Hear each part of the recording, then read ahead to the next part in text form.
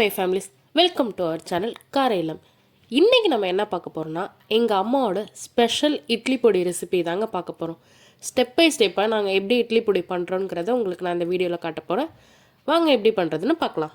இப்போ பார்த்தீங்கன்னா பொடிக்கு தேவையான பொருள் எல்லாமே வறுத்து எடுத்துக்கிறாங்க. ஃபர்ஸ்ட் எடுத்தோன்னே பார்த்தீங்கன்னா கருப்பு உளுந்து நல்லா ஓரளவுக்கு செவர்ற வரைக்கும் வறுத்து எடுத்துக்கிறாங்க. இப்போ பார்த்தீங்கன்னா உளுந்து ஓரளவுக்கு நல்லாவே சவந்துருச்சு. இப்போ அதை எடுத்து தனியாக நம்ம ஒரு பாத்திரத்தில் கொட்டி வச்சுக்கிட்டு நெக்ஸ்ட்டு பார்த்தீங்கன்னா அரிசி போட்டு வறுத்துக்கிறாங்க. அரிசி பார்த்தீங்கன்னா நம்ம ரெகுலராக சாப்பாட்டுக்குலாம் யூஸ் பண்ணுவோம்ல, அந்த அரிசியை தான் போட்டு வறுத்து எடுத்துக்கிறாங்க. அதுவுமே பார்க்குற சவக்கிற அளவுக்கு வறுத்து நம்ம அதே பாத்திரத்தில் கொட்டி வச்சுக்கிறோம். இப்போ பார்த்தீங்கன்னா கருப்பு உளுந்து அரிசியும் ஓரளவுக்கு நல்லா சவந்து வறுத்தெடுத்து நம்ம எடுத்து வச்சாச்சு. இப்போ நெக்ஸ்ட்டு பார்த்தீங்கன்னா கடலப்பருப்பு, அதையுமே ஒரு லைட்டாக ஓரளவுக்கு சவக்க விட்டால் போதும். அதையும் நம்ம வறுத்தெடுத்து நம்ம அதே பாத்திரத்தில் எடுத்து வச்சுக்கலாம். இதோட குவான்டிட்டி எல்லாமே நீங்கள் உங்களுக்கு எவ்வளோ அளவு செய்கிறீங்களோ அந்த அளவுக்கு நீங்கள் பருப்பு உளுந்து எல்லாமே உங்களுக்கு தகுந்த மாதிரி நீங்கள் குவான்டிட்டி போட்டுக்கலாம்.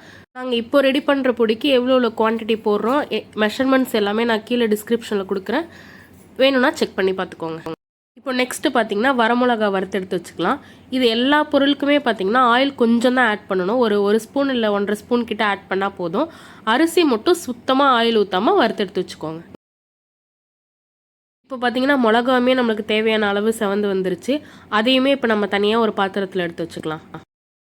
இப்போ பார்த்தீங்கன்னா இட்லி பொடிக்கான மெயின் இன்க்ரீடியன்ட்ஸ் எல்லாமே நம்ம வறுத்து எடுத்து வச்சாச்சு. இப்போ அதே சட்டியில் ஒரு 5-6 ஸ்பூன் கிட்ட எண்ணெய் ஊற்றிக்கிட்டு பெருங்காயம் போட்டுக்கிறாங்க. கட்டி பெருங்காயம்னு சொல்லுவாங்களா, அதை ஆட் பண்ணிக்கிறாங்க. நெக்ஸ்ட்டு ஒரு 2 பூண்டு, அடுத்தது பார்த்திங்கன்னா கருவேப்பிலை ஒரு 5-6 கொத்து உருவி அதிலே போட்டுக்கிறாங்க. இது எல்லாமே பார்த்திங்கன்னா ஓரளவுக்கு நல்லாவே பொரிஞ்சு வரணும். பெருங்காயம் கட்டினா நல்லாவே பொரிஞ்சு வர அளவுக்கு நம்ம இதை வதக்கி தனியாக எடுத்து வச்சுக்கணும். இது எல்லாமே நல்லா பொரிஞ்சு வந்தோன்னே இதில் பார்த்திங்கன்னா கல் உப்பு ஆட் பண்ணிக்கிறாங்க. உப்பு பார்த்திங்கன்னா உங்களுக்கு தேவையான அளவு, நீங்கள் எவ்வளோ குவான்டிட்டி அளவுக்கு பொடி இந்த மற்ற ஜாமானாக சேர்க்குறீங்களோ அந்த அளவுக்கு பார்த்துக்கிட்டு நீங்கள் கல் உப்பு ஆட் பண்ணிக்கலாம்.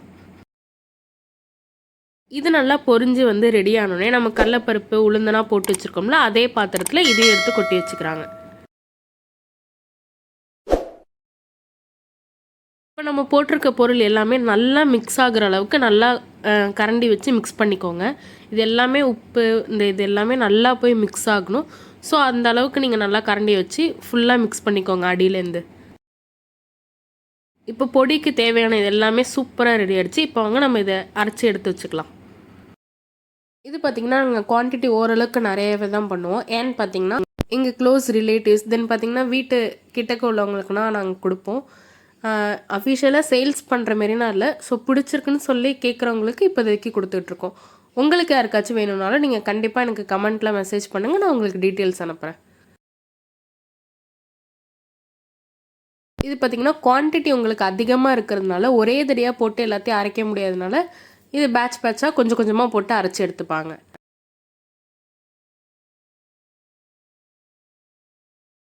ஸோ இது பார்த்திங்கன்னா இப்போ ஃபஸ்ட்டு நம்ம கொஞ்சோண்டு போட்டு அரைச்சி எடுத்து வச்சுக்கிட்ட பொடி தான் இது. நான் உங்களுக்கு டோட்டலாக அரைச்சிட்டு எப்படி இருக்குன்னு காட்டுறேன்.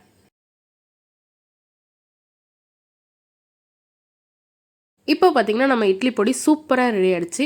இப்போ நம்ம கொஞ்சம் கொஞ்சமாக போட்டு அரைச்சி எடுத்துக்கிட்டோம்ல, ஸோ அதனால் எல்லாமே நல்லா மிக்ஸ் ஆகணுங்கிறதுக்காக லாஸ்ட்டாக ஒரு வாட்டி நல்லா மிக்ஸ் பண்ணிக்கிறாங்க.